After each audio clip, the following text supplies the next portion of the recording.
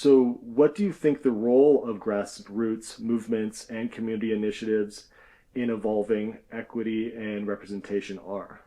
Well, I got really interested in this, um, I think around 2015. I was contributing to different charities and read a few articles on the huge difference that grassroots initiatives, sort of community projects that were completely off the fundraising radar, were having.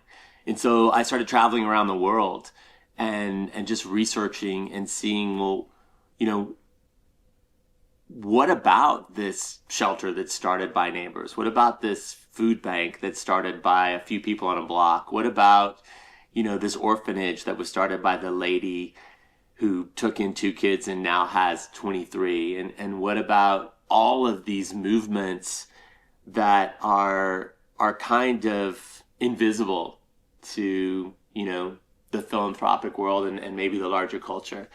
And what I saw, and the kinds of things that I funded were enormous impact on the grassroots level. And it goes back to this basic belief that people are good and people are doing a lot of good work on that frontline level, which is kind of the sort of seed elements of, as we develop Safe Place International, we developed it in a way that each part of the organization could go off on its own and evolve on its own and really shied away from having a central mind or a central place of power where all decisions were made, and why we effectively developed as an incubator for community projects and see ourselves as successful if we are sourcing multiple parts of a community infrastructure in the different places that we work.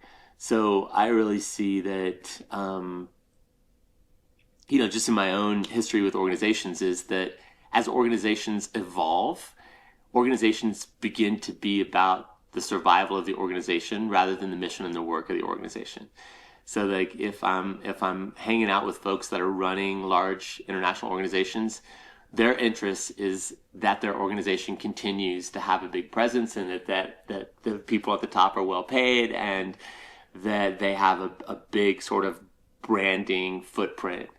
Whereas if I talk to someone on the grassroots level, their interest is the number of people that got fed that day, the number of people that got housed that day, the number of people that got medicine that day.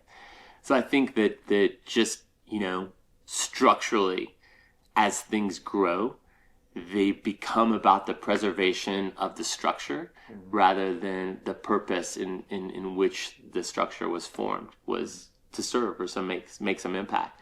So my preference is to fund and incubate lots of grassroots organizations that are on the front lines and doing high impact work and measuring their success by the number of people that they're impacting rather than the number of people that know about them.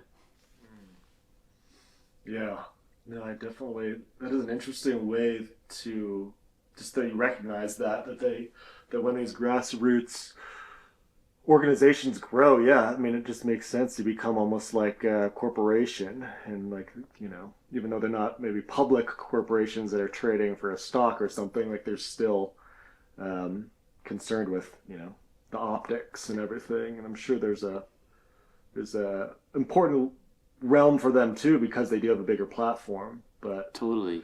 Yeah, no, I mean, I'm so glad that IRC and Amnesty and many of the large advocacy organizations that have a big muscle and a big brand imprint exist.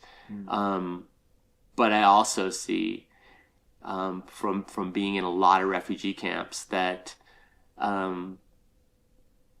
there's a lot of money in big tents and that equate to little impact. And it's often the grassroots organizations and the local organizations that are making the big difference, that are actually feeding people, getting people medicine, housing people, making sure that they have what they need. So I think, recognizing it's all an ecosystem, but my preference is to build ecosystems that don't centralize power, that really put in place a diverse infrastructure of community-based organizations, people doing work on the ground. That way, we're not as vulnerable to what we saw this year, which is, the cutting of these major arteries of funds, PEPFAR and USAID, causing a global collapse that will, cost literally millions of lives in a few-week period. The cutting in a few-week period, and then the lives lost over the years to come. Yeah, it's really important work that these various grassroots organizations and movements and community initiatives are putting together.